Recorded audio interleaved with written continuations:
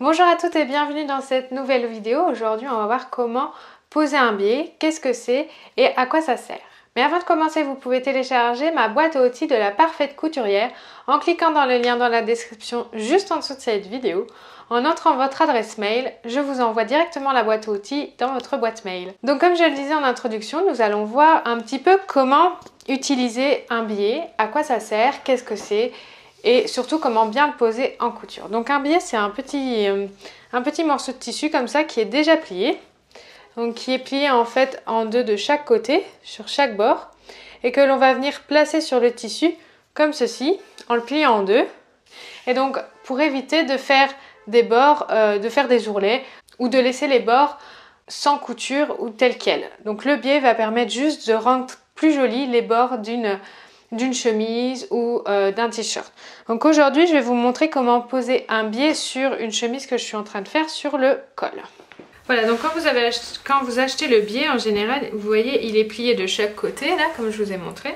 Et donc, il est un petit peu enroulé. Donc, moi, je vais passer un petit coup de fer pour enlever les bords, on va dire, de l'enroulage du biais, pour qu'il soit bien droit.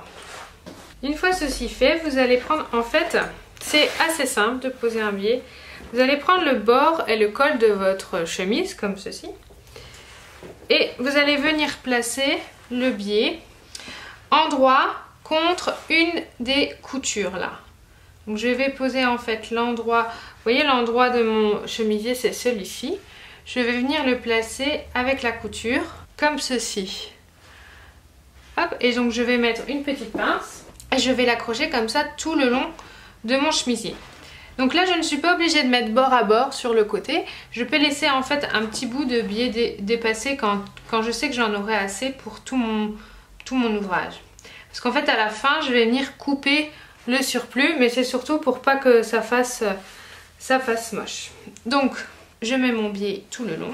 Voilà, donc une fois que j'ai placé toutes mes petites pinces, je vais venir coudre exactement dans la pliure ici du biais juste à la pliure pour que la couture ne se voit pas ni à l'intérieur ni à l'extérieur. Voilà, donc une fois le biais cousu pile sur la pliure, vous pouvez également coudre un tout petit peu à côté de la pliure pour éviter de voir le fil de l'autre côté si vous n'y arrivez pas, surtout au début quand vous débutez. Donc là le but, ça va être donc de le replier et de le remettre à l'intérieur. En fait, de le plier en deux, vous voyez, comme ceci sur l'encolure, pour ne plus voir le tissu, hein, les fils de tissu qui sont pas jolis. Et de venir refaire une couture exactement au même endroit où vous venez de la faire. Donc pour ceci, moi je vous conseille donc d'utiliser un fer. Vous voyez comme ceci, vous prenez le biais, vous le pliez en deux pile poil sur votre tissu. Et vous passez au fer. Ceci va en fait marquer bien correctement le biais et comme ça vous aurez beaucoup plus facile pour la couture. Sachant que là on est sur une encolure ou alors sur une emmanchure, vous pouvez également aussi couper à certains endroits où il y a le col dans le tissu et le biais pour en fait éviter de faire des plis qui sont pas jolis. Donc vous faites des petits coups de ciseaux dedans jusqu'à la couture pour en fait bien faire l'arrondi sur le col ou sur l'emmanchure. Ce que vous pouvez faire également pour avoir plus facile, c'est en fait quand vous avez le biais au début, qu'il est comme ceci, vous pouvez en fait déjà le plier en deux exactement et le repasser comme ça pour avoir déjà le pli bien fait au lieu de le faire directement sur le tissu. Ça c'est à vous de voir. C'est vrai que quand on est débutante, c'est plus facile de le faire sur le biais au début que sur le tissu. Une fois qu'on a l'habitude, on peut le faire directement sur le tissu. Donc vous voyez, j'ai également mis des petites pinces qui vont permettre juste de le tenir, même si j'ai marqué bien au fer.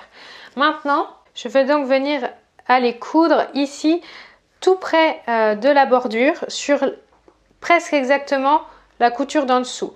Le mieux c'est de le faire exactement sur la couture d'en dessous, comme ça vous le verrez presque pas sur le devant. Sinon vous le faites un tout petit peu au-dessus, c'est pas très grave d'avoir la couture qui se voit sur le devant, hein. Ça peut être aussi très joli. Donc voilà, une fois la couture faite, le biais sera mis et vous aurez donc une belle encolure. Voilà, donc une fois que vous avez fini de poser le biais, vous pouvez couper les morceaux en trop qu'il y a sur le côté.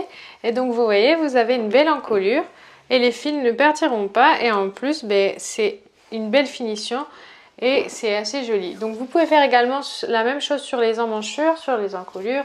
Vous pouvez même en mettre en bas, ça peut être un élément plus décoratif que pratique, mais ça peut faire les deux. Voilà, si vous avez aimé cette vidéo, n'hésitez pas à la liker et à la partager un maximum. Vous pouvez vous abonner également à ma chaîne YouTube en cliquant dans le lien juste en dessous de cette vidéo. Vous pouvez également regarder une des vidéos qui s'affichent à l'écran pour aller plus loin, pour apprendre à créer vos vêtements. Je vous remercie d'avoir regardé la vidéo et je vous dis à très vite.